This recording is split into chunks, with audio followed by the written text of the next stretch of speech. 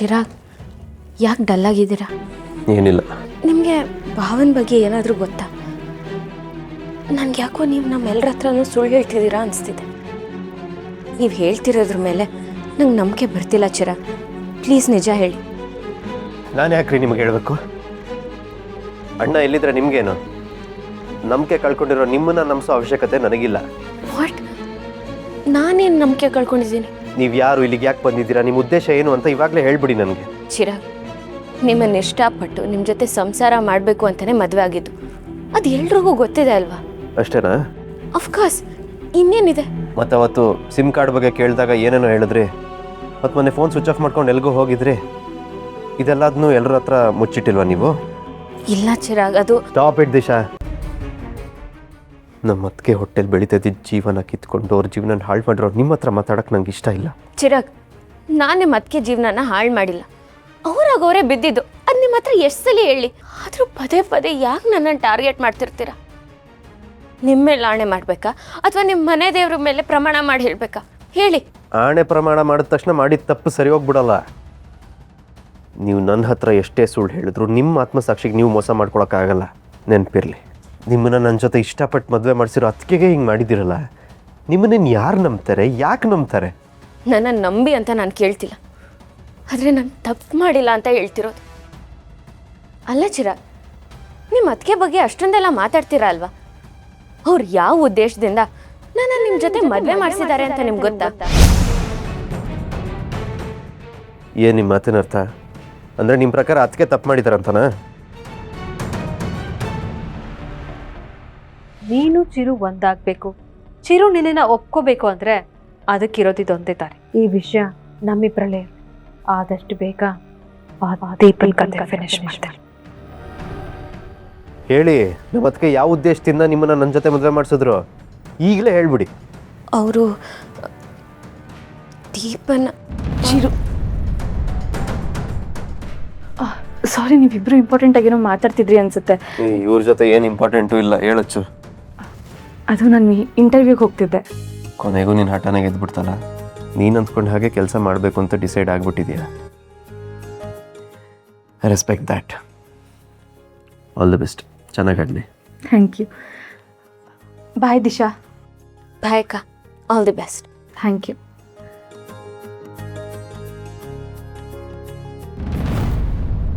ಹೇಳ್ರಿ, ಅದೇನೋ ಹೇಳ್ತಿದ್ರಲ್ಲ. ನಥಿಂಗ್ ಚಿರಾಗ್.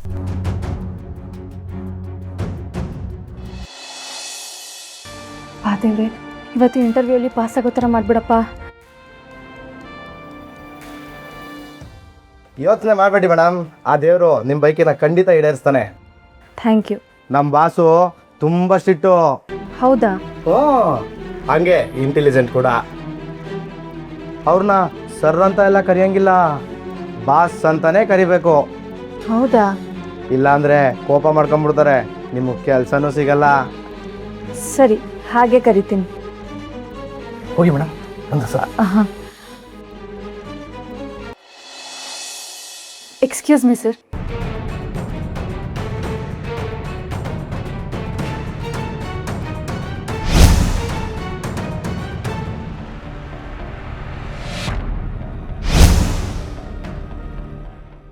ಅವ್ರನ್ನ ಸರ್ ಅಂತ ಎಲ್ಲ ಕರೆಯಂಗಿಲ್ಲ, ಬಾಸ್ ಅಂತಾನೆ ಕರಿಬೇಕು.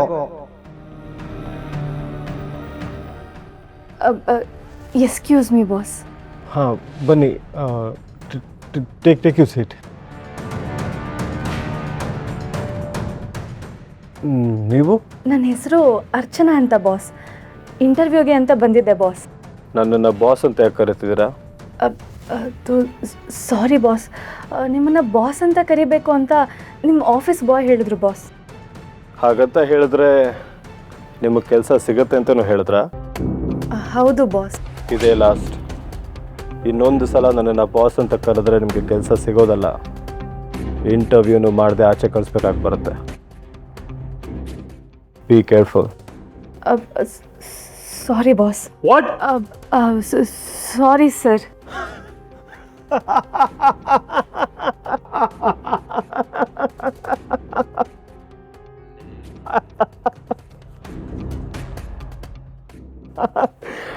I mean, don't worry.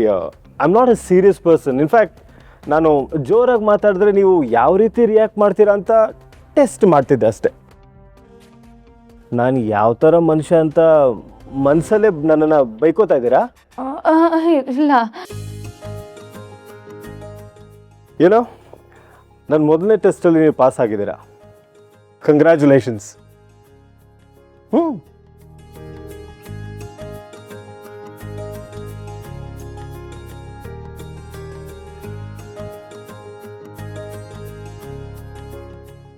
ಇಲ್ಲಿಗೆ ಯಾರೇ ಇಂಟರ್ವ್ಯೂಗೆ ಬಂದರೂ ನನಗೆ ಓವರಾಗಿ ರೆಸ್ಪೆಕ್ಟ್ ಕೊಡಬೇಕು ಅಂತ ನಮ್ಮ ಆಫೀಸ್ ಬಾಯ್ ಸುಳ್ಳು ಹೇಳಿ ಅವ್ರನ್ನ ಒಳಗೆ ಕಳಿಸ್ತಾನೆ. ಬಟ್ ನನಗೆ ಅವೆಲ್ಲ ಇಷ್ಟ ಆಗಲ್ಲ.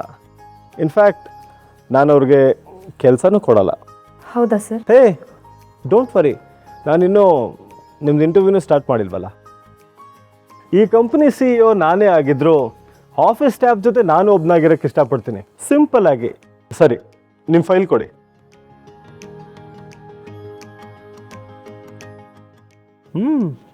ಇಂಟ್ರೆಸ್ಟಿಂಗ್. ಮಿಸ್ ಅರ್ಚನಾ, ನಿಮಗೆ ಮಕ್ಕಳು ಅಂದರೆ ಇಷ್ಟನಾ?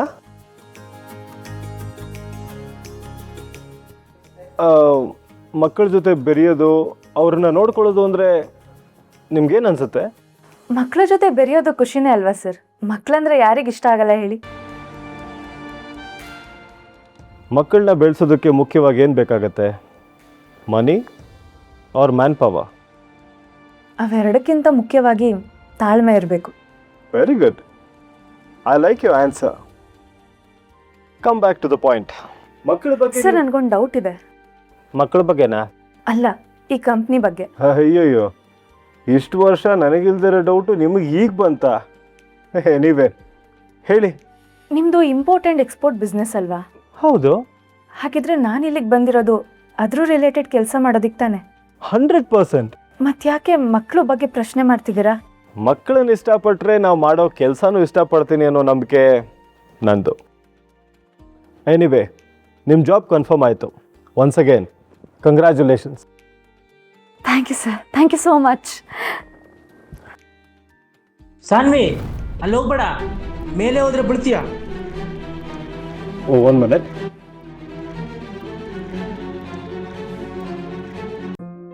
ಬಾ ಪುಟಿ. ಪುಟಿ ಬಪ್ಪ. ಪುಟ, ಏನಾಯ್ತು? ಸರ್, ನಾನು ನೀರು ಕುಡಿದು ಬರೋ ಅಷ್ಟರಲ್ಲಿ ಮಗು ಮೇಲೆ ಹತ್ಬಿಟ್ಟಿದೆ. ಎಷ್ಟು ಹೇಳಿದ್ರು ಕೆಳಗೆ ಇಳಿತಾ ಇಲ್ಲ.